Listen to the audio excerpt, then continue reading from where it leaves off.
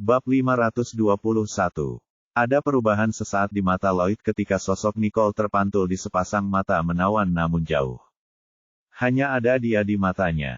Tidak, kamu akan selalu menjadi es. Suaranya terdengar lembut, seolah-olah dia hanya menyatakan fakta, tetapi juga merupakan teguran diam-diam atas kata-kata Nicole. Organisasi ini tidak pernah menghapus nama Anda dari daftar operator kami. Anda masih menjadi mitra saya yang paling tangguh dan paling setia, dokter saya. Tangan kanannya telah menyembuhkan banyak orang dan juga menghancurkan kegelapan yang tak terhitung jumlahnya. Itu sebabnya disebut tangan Tuhan. Tidak ada yang tahu mengapa dia memutuskan untuk berhenti di masa jayanya, tetapi organisasi tersebut tidak pernah membersihkan namanya, dan semua orang berharap dia akan kembali suatu hari nanti. Nicole memandang Lloyd di depannya. Jejak kehangatan akhirnya muncul di wajahnya seolah ada sesuatu yang membakar matanya. Aku tidak membutuhkan itu, Lloyd, katanya dingin. Aku bukanlah orang yang kamu cari, dan aku tidak akan pernah menjadi orang yang kamu cari lagi. Jadi tolong menyerah dan berhenti menegaskan sesuatu. Lloyd mendongak sedikit sambil menatap Nicole di depannya dengan ekspresi bingung. Kenapa? Mereka telah bekerja sama dengan sangat erat dan lancar. Tidak ada alasan sama sekali, tapi dia memilih untuk mengumumkan kepergiannya saat dia sedang menjalankan misi. Dia tidak dapat memahaminya, juga tidak dapat menerimanya. Nicole berdiri. Dia tidak repot-repot memperhatikan tatapan semua orang yang menatapnya. Dia menatap Lloyd dengan ekspresi sedikit acuh tak acuh. Tidak ada alasan. Warna mata Lloyd perlahan memudar. Dia menatap gadis di depannya saat kafan itu menutupi matanya. Nicole akhirnya melirik acuh tak acuh ke arah Chloe dan Snow, yang tampak tidak percaya. Bahkan ekspresi Harvey sedikit berubah saat suara dinginnya terdengar, dengan nada sedikit cemberut. Jalan kita memang bercabang. Segera setelah itu, dia berbalik dan keluar. Lloyd secara tidak sadar ingin mengambilnya karena ada kebingungan yang jarang terjadi di matanya saat dia menatap punggung Nicole dengan sedikit keras kepala. Aku tidak bisa membiarkan dia pergi lagi. Saat dia hendak bergerak, tangan lain terulur untuk meraih tangannya. Jari-jarinya ramping dan tidak bernoda, hampir menyerupai alat makan perak. Tangan Lloyd dihentikan, lalu dia mengangkat matanya untuk melihat ke arah Jared yang berdiri malas di sampingnya, tatapannya dalam. Jared tidak bergeming saat suaranya yang dingin dan acuh tak acuh perlahan mencapai telinga semua orang. Jangan paksa dia melakukan sesuatu yang bertentangan dengan keinginannya. Segera setelah itu, pandangannya beralih dari Lloyd ke Nachel saat senyuman indah perlahan muncul di sudut bibirnya. Aku di sini hanya untuk memberitahumu sesuatu. Dia dengan santai mengikuti di belakang Nicole, dan ketika dia pergi, dia berbisik. Masalah yang kamu timbulkan padaku, aku akan menjawabnya sedikit demi sedikit ketika aku punya waktu. Tak perlu merasa beruntung, tak perlu merasa curiga. Nachel menatap wajah tajamnya dan terdiam beberapa saat. Bab 522. Dia tahu betul alasan mengapa keluarga Rogers dikeluarkan dari lingkaran keluarga elit. Itu semua karena mereka telah menyinggung perasaan Tuan Johnston. Meski keluarga Rogers sangat bergantung pada keluarga Johnston, harus dikatakan bahwa keluarga itu sendiri tetaplah monster. Namun, keluarga tersebut digulingkan begitu saja, tanpa ada kemampuan untuk melawan sama sekali. Dia menggigil dalam hati, tapi dia tidak berani kehilangan senyum di wajahnya. Anda pasti bercanda, Tuan Johnston. Saya tidak berani membuat Anda mendapat masalah. Jared memberinya setengah senyuman dan tidak berkata apa-apa lagi sambil segera mengikuti Nicole saat mereka berjalan keluar pintu rumah keluarga Holder bersama-sama. Mereka datang dan pergi dengan tergesa-gesa, tetapi mereka menyisakan banyak ruang bagi para tamu saat ini untuk berpikir. Agen S Interpol yang terkenal di dunia adalah seorang wanita. Dua orang yang dia incar adalah Jared dan Lloyd. Mereka harus mengatakan, ini adalah berita yang sangat mengejutkan. Nicole telah mendengar apa yang dia katakan kepada Lloyd. Dia menoleh ke Jared, tatapannya sedikit tidak jelas. Jared melangkah maju sambil menatap Nicole dan matanya sedikit melengkung. Kamu terlihat cantik malam ini. Kilatan muncul di mata Nicole. Kami ingin pergi. Ingin kembali untuk minum kopi. Dia bertanya. Senyuman mengejek muncul di wajah Nicole setelah mendengar ini. Dia memandang Jared dan mengangguk pelan. Lloyd menatap punggung Jared. Seolah seluruh amarahnya telah padam hari ini, dia tidak mengejarnya. Sebaliknya, dia menoleh ke arah Nachel, dengan tatapan yang jelas-jelas acuh tak acuh. Apa yang sudah kamu lakukan? Ekspresi Nachel tidak berubah saat dia menghela nafas pelan. Menatap kekacauan di depannya, dia berkata dengan lembut.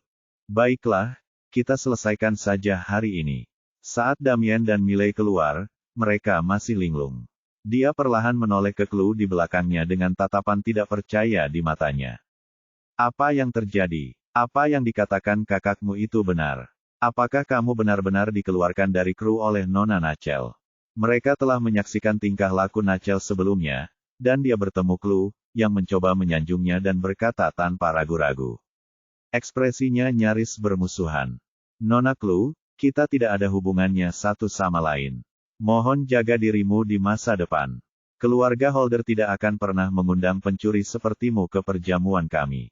Anggap saja ini yang pertama dan terakhir kalinya bagimu.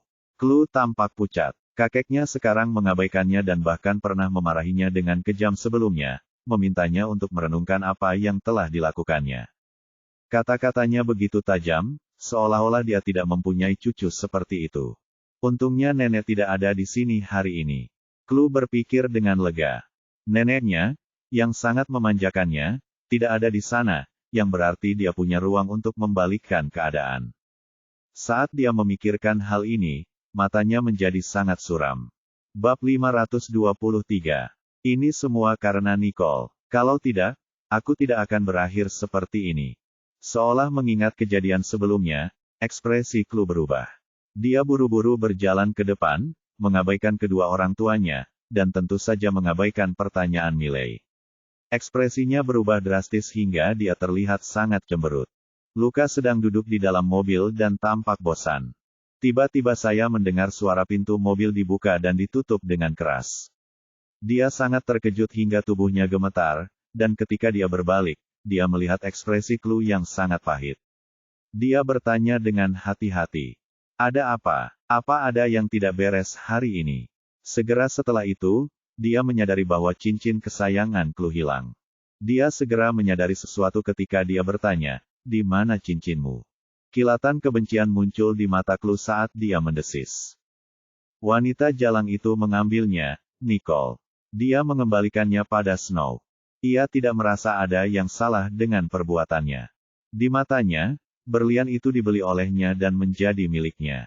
Namun, Nicole berani merampas barang-barangnya di depan matanya. Itu keterlaluan. Luka menggigil ketakutan mendengar nada suaranya saat dia dengan hati-hati menanyakan pertanyaan lain. Apa rencanamu sekarang? Apa yang harus aku lakukan? Chloe mencibir. Ketika dia ingat bagaimana Jared dan Lloyd mengabaikannya demi Nicole dan bahkan memelototinya, rasa irinya hampir terlihat jelas. Aku akan membuat Nicole membayar. Chloe berpikir dalam hati. Dia kemudian menceritakan secara kasar kepada Luka apa yang terjadi hari ini. Ekspresi berpikir segera muncul di wajahnya, dan ekspresi tidak percaya segera muncul di wajahnya. Nicole itu adalah S yang terkenal. Selain kasus-kasus yang telah dia selesaikan, dia juga satu-satunya jenius medis di Interpol. Kemampuannya sangat luar biasa sehingga hanya sedikit negara yang pernah mendengar namanya. Dia tahu bahwa S masih sangat muda, tetapi dia tidak menyangka bahwa S adalah seorang wanita. Dia terutama tidak mengira S adalah Nicole. Pantas saja polisi Notting Brook mengubah sikapnya begitu cepat. Jika Nicole adalah S, maka semua ini bisa dijelaskan. Saat Luka memikirkan hal ini, dia menarik napas dalam-dalam sambil melihat ke arah Chloe dan berkata, melihat dari sini, kita seharusnya tidak melawannya secara langsung. S bukanlah seseorang yang bisa kita tangani. Chloe mengatakan kepadanya bahwa semua ini memberinya ide. Namun, Luka malah mengatakan hal seperti ini. Ekspresinya langsung berubah saat dia mendesis. Bukankah sebaiknya kita melawannya secara langsung? Anggap saja dirimu dipecat. Minggir. Saat mendengar bagian pertama kalimat itu, Luka kaget, namun saat mendengar bagian selanjutnya, dia terdiam beberapa saat. Dia perlahan berbalik ke arah Clue dan menyadari bahwa Clue serius, jadi dia segera mencoba menyanjungnya. Jangan Clue, tenanglah. Aku akan mencari jalan. Beri aku waktu sebentar, beri aku waktu sebentar. Saat Luka sedang berpikir keras, Clue memperhatikan pemandangan di luar. Snow dan Harvey sama-sama keluar. Keduanya memasang ekspresi cemberut di wajah mereka. Snow memegang cincin berlian indah di tangannya, menggenggamnya erat-erat. Dia mengejar Harvey, sepertinya mencoba mengatakan sesuatu. Namun, Harvey mengabaikannya karena sedang memikirkan sesuatu. Dengan sangat cepat, dia segera meninggalkan Snow, yang mengejarnya, di belakangnya saat dia berbalik dan memasuki rumah keluarga Holder sekali lagi. Tanpa Harvey, Snow berhenti di luar. Matanya dipenuhi kepahitan dan kebencian dan tanpa sadar ingin melemparkan benda yang ada di tangannya ke tanah. Kemudian, dia segera menyadari apa yang dia pegang saat dia menarik tangannya kembali dan menggenggam berlian di telapak tangannya. Bab 524. Tindakannya cukup konyol, dan banyak pejalan kaki yang memasang ekspresi mengejek saat melihatnya. Clue melihat Snow dipermalukan dan merasakan sedikit kegembiraan. Dia kemudian terus mendesak Luka. Berpikirlah lebih cepat. Saat dia mengatakan itu, dia terus menatap Snow yang berada dalam situasi canggung dengan gembira. Seolah teringat sesuatu, dia keluar dari mobil dan berjalan ke sisi Snow sambil berkata dengan nada mengejek sambil menyilangkan tangan di depannya. Bukankah Harvey meninggalkanmu begitu saja? Apa gunanya menyimpan berlian itu? Sebaiknya kau berikan saja padaku. Salju memelototi Clue. Dia sangat marah hingga ekspresinya berubah mengancam saat dia mendesis dengan marah. Apa yang terjadi antara Harvey dan aku bukan urusanmu. Berlian itu milikku, dan kamu boleh lupa untuk mencurinya kembali. Sebaliknya, Tuan Johnston sama sekali tidak punya perasaan padamu. Aku bisa melihat tatapannya tidak pernah lepas dari Nicole sebentar. Hak cipta konten novel drama, org. Ketika Clue mendengar itu, ekspresinya berubah menjadi cemberut saat dia mendesis dingin. Jangan terlalu mudah. Bahkan aku bisa mengerti apa yang dipikirkan Harvey tentang Nicole. Aku yakin kamu tidak menyadarinya sama sekali. Snow mengepalkan tangannya erat-erat sementara ekspresi kebencian langsung muncul di matanya. Ya, Nicole membantuku mendapatkan berlianku kembali, tapi apa gunanya? Harvey bahkan tidak melirikku. Dia membenci dirinya sendiri karena menemukan berlian itu. Dengan kehilangan dia setidaknya bisa berbohong pada dirinya sendiri bahwa Harvey marah padanya karena dia kehilangan dia. Memikirkan hal itu, tangannya mengepal lebih erat. Saat keduanya hendak saling berhadapan, tiba-tiba Luka datang berlari dengan gembira sambil berkata dengan antusias kepada Clue. Clue, aku sudah memikirkan cara untuk menghadapi Nicole. Bicaralah. Aduh bicaralah. Keduanya berbicara pada saat bersamaan. Clue dan Snow saling berpandangan dan melihat kebencian di mata masing-masing. Clue tidak mengira Snow masih membenci Nicole meskipun Nicole telah membantunya. Namun, tak satu pun dari mereka menginginkan musuh tambahan, jadi dia segera mengubah taktiknya dan berkata kepada Luka, setelah melirik ke arah Snow. Katakan saja. Luka memandang Clue lalu ke Snow sambil membisikkan beberapa kata. Clue dan Snow saling berpandangan sebelum mengikutinya ke dalam mobil. Harvey kembali ke aula utama saat dia masuk dengan perasaan familiar. Tak lama kemudian dia melihat Nachel dan Lloyd rupanya sedang membicarakan sesuatu. Ibu dan anak itu berdiri cukup jauh satu sama lain, tampaknya merupakan suatu kebiasaan. Lloyd tanpa sadar mundur selangkah saat Nachel maju selangkah untuk menyentuhnya. Saat Nachel melihatnya bereaksi seperti ini, ekspresi kesedihan muncul di matanya. Harvey mengamati pemandangan itu dengan penuh minat. Senyuman di wajahnya tetap hangat seperti biasanya.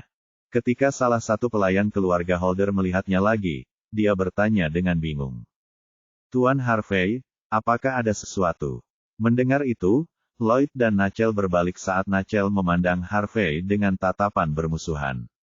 Nachel memiliki aura seseorang yang berkuasa, dan itu menimbulkan stres yang besar ketika dia menatap seseorang seperti ini. Tidak ada perubahan pada ekspresi Harvey saat dia tersenyum dan menoleh ke arah Lloyd dan bertanya dengan lembut. Bisakah kita bicara? Nachel mengerutkan kening dan ingin mendorongnya menjauh, Tapi Lloyd memandang Harvey dengan wajah tanpa ekspresi dan bertanya. Apa yang ingin Anda bicarakan, Tuan Harvey? Bab 525. Keduanya berjalan menuju taman milik keluarga Holder. Mereka berdiri saling berhadapan. Lloyd memandang Harvey dengan tenang, tatapannya tajam. Tidak ada yang tahu apa yang dia pikirkan. Dan Harvey paling membenci ini. Dia masih tersenyum, tapi suaranya berubah dingin. Ikutlah denganku. Guru ingin bertemu denganmu. Mendengar ini, ekspresi Lloyd tidak berubah saat dia menatap pria di depannya dengan samar, suaranya datar. Jadi, dia berada di bawah kendalimu. Harvey memandang Lloyd yang sedang tersenyum. Auranya lembut, tapi kata-katanya menusuk tulang. Ya, tapi tidak ada gunanya. Dia tetap bersikeras memberitahumu sendirian, seperti saat dia ingin membunuhmu terakhir kali. Saat dia mengatakan itu, arus bawah mengalir di mata Harvey saat dia tersenyum tanpa alasan. Aku ingin tahu apa yang dia lihat tentangmu. Ketika Lloyd mendengar apa yang dikatakan Harvey, dia menghela nafas pelan. Apakah kita akan berangkat sekarang? Saat ini, Nicole dan Jared tiba di kafe. Ketika Klaus mengeluh karena hampir tidak makan, dia langsung menoleh ke Es sendiri. Nona Nicole, apakah Anda benar-benar Es? Apa yang terjadi dengan kasus mutilasi di Calloway? Bagaimana Anda menemukan pelakunya? Nicole tidak menghindari pertanyaan itu sambil menatap Klaus dan berkata dengan santai. Korbannya adalah seseorang yang ada hubungannya dengan perusahaan. Dia hidup mewah di perusahaan, dan rekan-rekannya sangat membencinya hingga mereka membunuhnya. Kasus ini dapat dengan mudah diselesaikan setelah hubungan sosial korban dipelajari. Klaus tidak mengira itu akan semudah itu. Dia tertegun selama beberapa detik sebelum mengabaikan peringatan Jared saat dia menanyakan pertanyaan lain. Lalu apa hubungannya dengan pembunuhan di ruang rahasia di Mecraunia? Nicole lalu menjawab, dia telah dibunuh jauh sebelumnya oleh istrinya dan disimpan di lemari es. Sang istri bahkan menggunakan arang aktif untuk mengawetkan tubuhnya. Setelah itu, sang istri menghabiskan 2 hari menciptakan ilusi pembunuhan di ruang rahasia, tetapi ketika Anda melihat kuku jarinya dan organ korban, semuanya menjadi sangat jelas. Jenazahnya mungkin terpelihara, namun kuku dan organnya tidak akan menyembunyikan waktu kematiannya yang sebenarnya. Mata Klaus membelalak kaget sambil terus bertanya. Semudah itu, lalu pembunuh berantai di Nottingbrook. Pembunuh berantai telah membunuh lebih dari 100 orang di Nottingbrook, membuat seluruh penduduk mengkhawatirkan nyawa mereka. Bahkan tim Kek tidak dapat melacak pembunuhan tersebut, jadi bagaimana Es, tidak, Nicole menemukan pembunuhnya. Ekspresi Nicole tidak berubah saat dia menatap Klaus. Dia tidak berharap Klaus tahu cukup banyak tentang banyak kasus yang dia tangani, jadi dia langsung ke pokok permasalahan.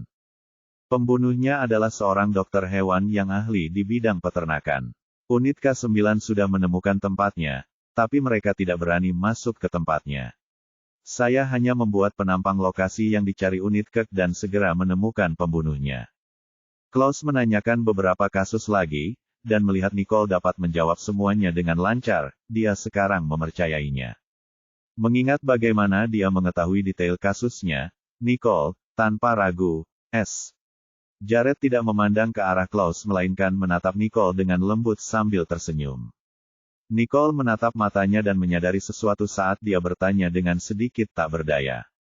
Mungkin kamu sudah menebaknya. Jared tidak berkata apa-apa dan hanya berkedip padanya. Nicole segera mengerti apa yang dia maksud. Ia memang penasaran, mengingat bagaimana ia berhasil menebak identitasnya berulang kali. Bagaimana kamu tahu? Bab 526. Jared tidak menyembunyikan apapun seperti yang baru saja dia katakan. Saya tahu Anda adalah seseorang dari Interpol dengan keanggotaan Anda, tapi saya tidak pernah mengira Anda adalah Es. Ketika Nicole mendengar apa yang dia katakan, dia tersenyum kecil. Ini adalah pertama kalinya dia bertemu seseorang dengan kemampuan observasi seperti itu. Anda juga harus bergabung dengan Interpol. Dia berkata dengan serius. Jika itu kamu mungkin seseorang yang lebih kuat dariku. Jared tidak mengatakan apapun kecuali Klaus, yang berada di depan, mengangkat alisnya dan berkata, Bos, di mana kita harus melakukan itu? Dia adalah Kata-katanya yang lain terhapus oleh tatapan Jared. Nicole memandang Jared dengan serius. Dia tidak melanjutkan masalah ini lebih jauh saat dia dengan lembut bersandar ke jendela mobil dan menutup matanya sedikit. Dari sudut pandang Jared, dia seperti wanita cantik yang tenteram dalam potret. Matanya yang indah terpejam dan wajahnya tenang, seolah-olah dia adalah seorang putri tidur dari era Victoria. Dia memberi isyarat agar Klaus tetap diam dengan matanya saat mobil berperforma tinggi itu melaju di sepanjang jalan, tapi tidak ada suara sama sekali. Segera, mereka tiba di Royal Creek Institute. Nicole membuka matanya, bangun seolah dia tidak mengantuk sama sekali. Dia memandang Jared di sampingnya, dan merasakan tatapannya. Dia berbalik, matanya bersinar. "Kamu sudah bangun." Nicole mengangguk sambil perlahan keluar dari mobil. Saat melihat kafe di depannya, dia merasa cukup santai. Kafe yang terang benderang memiliki kehangatan yang terpancar. Nicole duduk di counter bar mengamati gerakan lembut Jared saat dia membuat kopi. Rasa dingin di sekelilingnya seakan mencair saat dia dengan lembut menangkupkan dagunya dengan tangan, mengetukkan jari tangan kirinya ke meja marmer. Dengan alunan musik piano yang mengalun lembut di aula, dunia seolah mengalokasikan momen ini hanya untuk dirinya dan pria tampan di hadapannya. Ketika Jared berbalik, dia melihat Nicole menatapnya dengan linglung, seolah dialah yang sedang bermimpi indah dan tidak ingin bangun. Jared meletakkan Bourbon Santos di sisinya sambil menatap matanya dan berkata, "Cobalah." Baru kemudian Nicole terbangun ketika dia memandang Jared dan tersenyum. "Baiklah." Saat ia menyesap kopinya, rasa pahit berubah menjadi manis, seolah sedang menikmati sesuatu. Jarang sekali Nicole tidak mengomentari rasanya. Saat Jared melihatnya seperti ini, dia berbisik, "Apakah itu bagus?" Nicole memandang pria di depannya melalui buritan kopi dan mengangguk. "Ya, benar, dan kamu juga." Mata Jared langsung berbinar. Saat dia melihat Nicole meletakkan cangkir kopinya, sesuatu di matanya tampak meleleh dalam kehangatan, mengungkapkan kasih sayang yang jelas. Dia mendongak dan memberinya ciuman lembut di bibir. Dia harum. Mata Jared meredup saat dia menangkup bagian belakang kepalanya dan secara naluriah memperdalam ciumannya. Pertemuan bibir adalah akhir dari pemahaman diam-diam mereka. Saat ciuman berakhir, mata Nicole sudah sedikit basah, dan saat Jared menatap gadis cantik di depannya, dia ingin menciumnya lagi setelah jeda singkat. Bab 527. Namun, Nicole dengan lembut meletakkan jari telunjuknya di antara bibir mereka saat dia melihat pria di depannya dan tersenyum. "Ketahuilah batasanmu." Jared mengangkat alisnya sedikit saat dia perlahan mendekatinya. Matanya memancarkan pesona yang menggoda, seolah diam-diam dia berusaha menyihir gadis di depannya, untuk memberinya ciuman kedua. Nicole menerima godaannya dan tidak menolaknya. Tapi kali ini, apa yang kalian berdua lakukan, Nicole? Ketika Nicole mendengar suara itu, ekspresi tidak percaya muncul di matanya. Dia segera menoleh ke belakang, dan ketika dia melihat pria berambut pirang itu berdiri di depan pintu, matanya membelalak karena terkejut. "Carl, dia benar-benar menemukan tempat ini." Carl memandang Nicole yang berada tidak terlalu jauh di depannya ketika ada sesuatu yang menarik perhatiannya. Dia mengangkat alisnya sambil membuka tangannya seperti biasa. "Oh sayang, aku merindukanmu. Datang dan peluk aku." Nicole memandangnya, dan senyuman di wajahnya sedikit memudar. Dia berdiri dan melangkah mundur, dengan cepat mengambil posisi menyerang. Dia menyipitkan matanya saat melihat Carl berlari ke arahnya seperti ayam dan sedikit menyipitkan matanya. "Hentikan itu, Carl, atau aku akan memastikan ini akan menjadi pertarungan yang menegangkan." Ketika Carl mendengar itu dan memandangnya, dia menurunkan tangannya, dan terus berjalan ke arahnya, mengerutkan kening dan berkata, "Ya ampun. Aku tidak pernah mengira kamu akan memperlakukanku seperti ini setelah bertemu lagi setelah bencana itu. Aku patah hati." Mengatakan ini, dia masih berjalan mendekat, ingin memeluk Nicole, tapi seseorang buru-buru menghentikannya. "Bahkan jika kamu adalah temannya, ketahuilah batasanmu."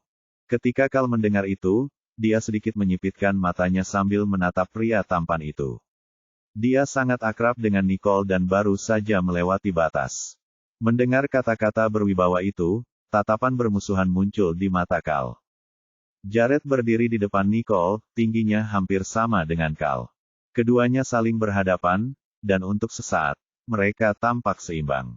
Diblokir seperti itu dan mengingat bagaimana mereka berdua berciuman sebelumnya, Cal segera mengayunkan tinjunya ke arah Jared. Jangan hentikan aku menemui Nicole. Cal sepenuhnya menyadari kekuatannya. Dia mengira pria berpenampilan lemah ini akan dihantam oleh tinjunya. Cukup dengan tidak menyakiti orang tersebut tetapi juga mempermalukannya pada saat yang sama, untuk membuat Nicole melihat orang lemah seperti apa yang dia pilih. Namun, Jared tidak bergeming saat menangkis pukulan itu. Ekspresinya tidak berubah, katanya tanpa ekspresi. Tidak sopan sekali, Cal mengerahkan seluruh kekuatannya dan mendapati dirinya tidak mampu melepaskan tangannya dari genggaman pria itu. Dia memandang pria itu dengan heran. Dia tidak pernah mengira pria itu memiliki kekuatan sebesar itu. Dia bahkan memiliki kekaguman sesaat di benaknya. Seorang Hustuaburgian pada dasarnya lebih lemah, namun pria ini dapat menekannya dengan mudah. Seolah-olah dia bukan manusia. Seperti yang diharapkan dari pasangan Nicole, dia juga bukan orang normal. Bab 528. Melihat senyumnya, Cal menyesali sikapnya yang keras kepala dan tatapan bingung muncul di mata virusnya. Siapa yang bisa memberitahu saya apa yang harus saya lakukan setelah saya gagal dalam suatu provokasi? Butuh balasan, secepatnya. Ketika Nicole melihat pemandangan di hadapannya, senyuman muncul di wajahnya. Dia dengan lembut menepuk bahu Jared dan berbisik.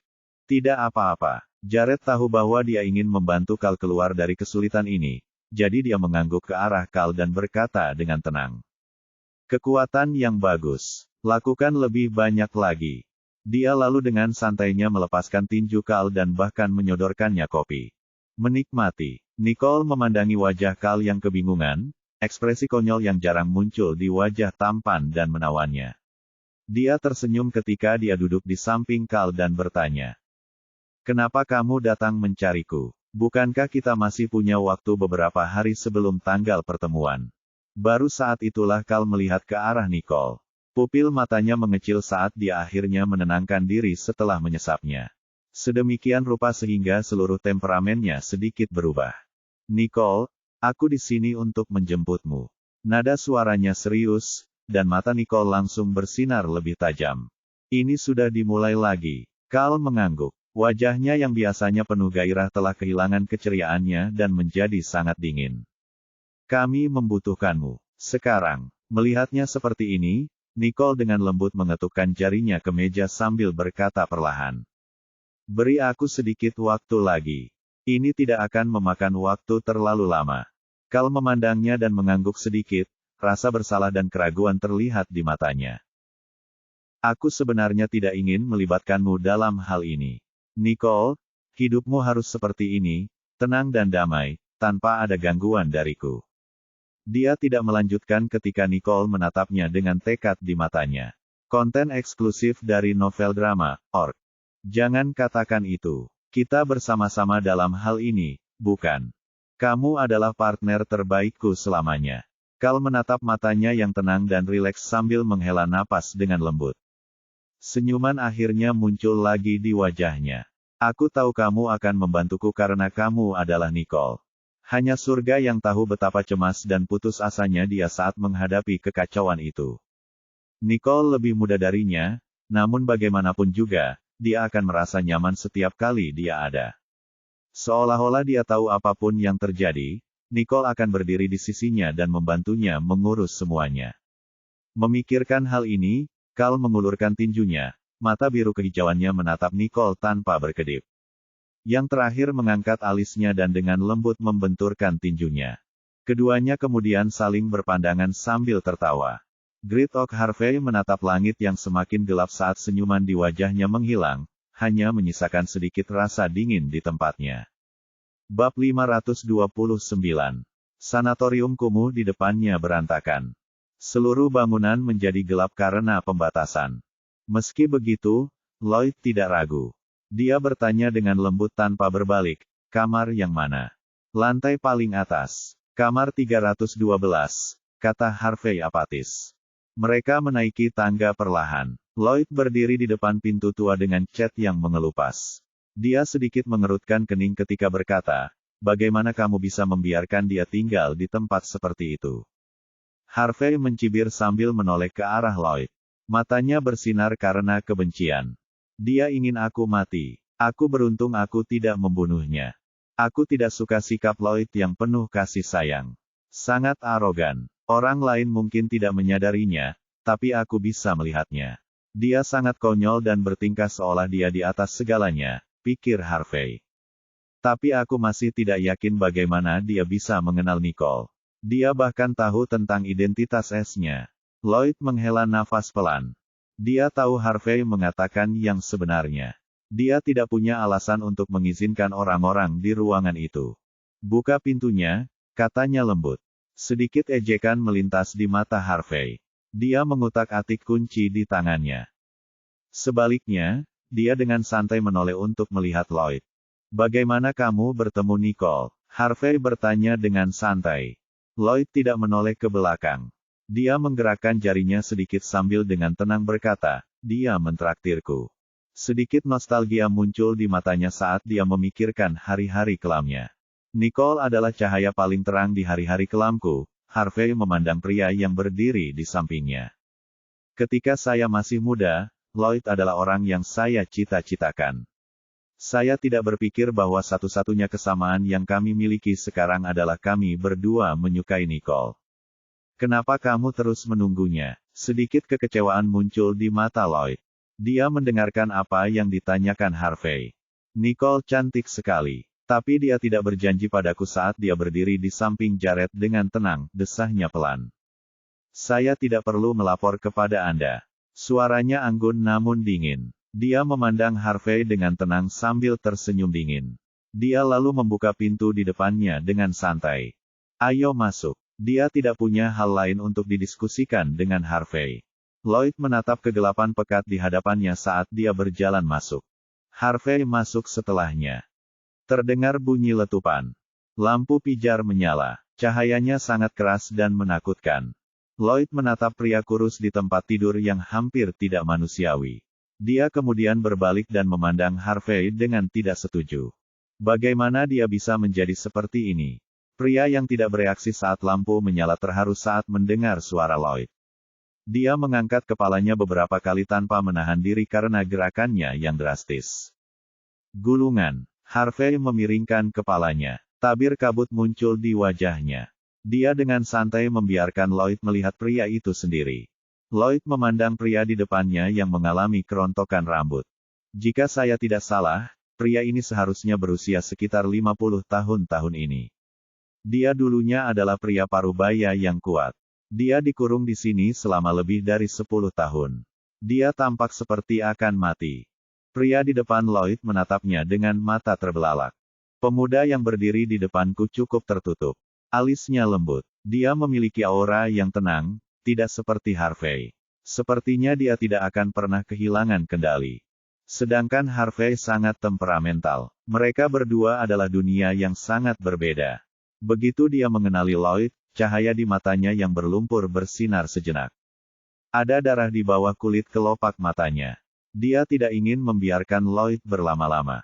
Dia memandangnya sambil menjilat gusinya dan berkata, datanglah padaku, Hank. Bab 530. Hank dan Harvey baru berusia 10 tahun ketika mereka mengikuti saya. Aku tidak percaya mereka sudah dewasa sekarang, pikir pria itu. Semoga dia bisa ditangani dengan mudah, seperti saat dia masih kecil. Lloyd memandang pria di depannya saat dia berjalan perlahan ke arahnya tanpa diduga. Harvey berdiri di belakang Lloyd. Dia tidak bergerak sama sekali. Senyuman dingin muncul di matanya. Lloyd tidak mengerti penderitaan. Sudah waktunya dia merasakan sakit. Lloyd mendekati Cyrus Frederick. Dia menatap pria yang telah membuatnya trauma dan mempermalukannya berkali-kali. Kilatan dingin muncul di matanya. Ya, Cyrus tertegun sejenak. Aku tidak percaya dia benar-benar datang kepadaku. Cyrus sangat terkejut. Tidak percaya dia masih mudah tertipu seperti saat dia masih kecil. Dia mengulurkan jari-jarinya yang tidak berkuku saat dia memikirkannya. Tangannya gemetar saat dia mengulurkan tangan ke wajah Elliot yang tidak mengerti. Tampaknya Cirrus ingin merasakan dan yakin akan sesuatu. Lloyd menghindarinya dengan lembut. Dia tidak mengizinkan Cirrus menyentuhnya dengan jarinya. Dia mengerutkan alisnya sambil bertanya, "Apa yang terjadi padamu? Kenapa kamu seperti ini?" Cirrus mengangkat lengannya sejenak. Dia menggerakkan bola matanya sedikit sambil menitikkan air mata. "Bukankah sudah jelas? Harvey sangat membenciku sehingga dia tidak pernah berhenti melecehkanku selama ini." Cirrus mengira Lloyd akan memberinya tatapan kasihan. Namun, Lloyd tidak menunjukkan simpati sama sekali. Sedikit ejekan muncul di matanya saat dia menatap Cirrus dengan dingin. Cirrus tercengang. Dia menghentikan semua gerakannya. Dia menggosok matanya sambil berpikir, apakah aku salah melihat? Kenapa Hank tidak menunjukkan ekspresi wajah simpatik? Dia menatap Lloyd selama beberapa detik. Dia memperhatikan bahwa ekspresi Lloyd tidak berubah. "Saya pasti salah melihatnya." Dia kemudian melanjutkan sambil menangis, "Saya tahu saya telah melakukan kesalahan besar. Saya berutang terlalu banyak kepada rentenir. Saya tidak punya pilihan selain menculik kalian berdua. Jika aku tidak memikirkan cara untuk mendapatkan uang dari keluarga Ellison, rentenir itu akan membunuhku. Mereka yang bekerja pada rentenir adalah penjahat. Mereka adalah pembunuh. Saya tidak bisa melawan mereka. Saya hanya bisa melakukan apa yang mereka katakan."